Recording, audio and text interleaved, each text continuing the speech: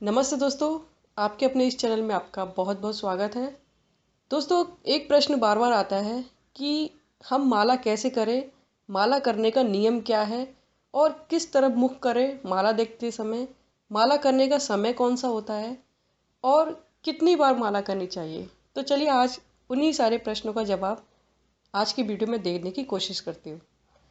सबसे पहला देखिए, माला के अंदर 108 मोती होनी चाहिए। 108 ही मोती क्यों होनी चाहिए?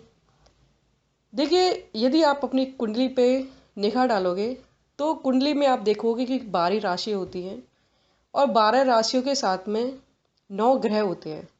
यानी कि 12 राशि होती है और 9 ग्रह होते हैं जिन पे कि हमारा संपूर्ण जीवन आधारित होता है। हमारे इस पूरे जीवन की कहानी उसके अंदर होती है।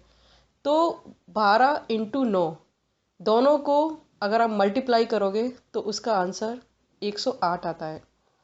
और यदि राम राम को आप जैसे राम रा आम इनको तीनों जैसे बामन शब्द होते हैं, बामन शब्द को भी इस तरह से मल्टीप्लाई करोगे तो उसका भी निष्कर्ष निकलता है, वो है 108। जैसे कि हम लोग बोलते हैं एक दूसरे को राम राम राम राम, तो उसका भी जो निष्कर्ष निकलता है, जो इंटू करते हैं हम उसका, तो वो भी करीब करीब 108 ही निकल के आता है। अगर आपको वो समझ में नहीं आ रहा है तो आप मेरे वीडियो में डिस्क्रिप्शन में देख सकते हैं कि हिंदू राम राम क्यों कहते हैं और उसका अर्थ क्या है और कितने अक्षर निकल के आते हैं, तो आप वहाँ पे देख सकते हैं। तो चलिए आगे बढ़ते हैं कि सबसे पहले जैसे मैंने बताया कि माला के अंदर 108 मन के ही होना चाहिए। दूसरी बात, जब आप माला लेके आओ मार्केट से, तो मार्केट से लाते ही सीधे आप उसको जपना शुरू मत कर दीजिए। माला को क्या है कि जागृत करना पड़ता है, माला की पूजा करनी पड़ती है, मालाओं को शुद्ध करना पड़ता है। तो यदि आप शुद्ध कर सकते हैं तो ठीक है, नहीं तो किसी पंडित को बुला के उसको जागृत करवा लीजिए, उस माला को शुद्ध करा लीजिए। इसके बाद आता है कि माला को मतलब कैसी माला हम यूज़ करें। तो देखिए, हर मंत्र की अलग माला होती है। जैसे कि आप शनि से माला ले लीजिए, शनि की आराधना कर रहे हो उसकी माला अलग होती है, भगवान विष्णु की माला अलग होती है, भगवान शंकर की माला अलग होती है। तो यदि मैं कहूँ कि अगर आप भगवान कृष्ण के लिए माला जप रहे हैं तो उसके लिए सबसे अच्छी माला है तुलसी की माला। आप मार्केट से तुलसी की माला लेके आइए, उसको शुद्ध कराइए, उसको जागृत कराइए और उस माला का आप जाप करिए। इसके बाद काफ़ी होता है कि जैसे घर में एक माला ले आए और सबकी इच्छा हुई कि भाई एक एक करके सब लोग जप लेते हैं, तो ये तरीका गलत है। माला एक इंसान के पास एक ही माला होनी चाहिए। एक माला को एक ही इंसान यूज़ कर सकता है, पूरा घर उसको यूज़ नहीं कर सकता है। माला पर्सनल है तो एक ही इंसान को माला यूज़ करनी चाहिए। इसके बाद आता है कि माला को छुपा के क्यों करते हैं। चलो इसका एक और वीडियो बना लेंगे, वो बहुत लंबा लेक्चर हो जाएगा। यहाँ केवल इतना ही समझ लीजिए कि हमेशा माला जब भी करो आप उसको छुपा के करिए। उसके लिए पर्टिकुलर एक थैली आती है मार्केट में, अब उस थैली में रख के माला का जाप करिए। या फिर आप जो साड़ी पहनते हैं, शॉल पहनते हैं या कोई दुपट्टा पहनते हैं, आप उसमें भी छुपा के माला को कर सकते हैं। अब आता है कि माला सुबह करें या शाम को करें।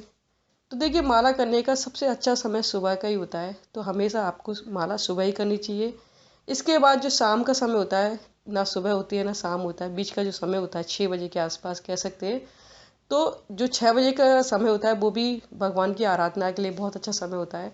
तो आप करीब 6 बजे के आसपास भी माला कर सकते हैं।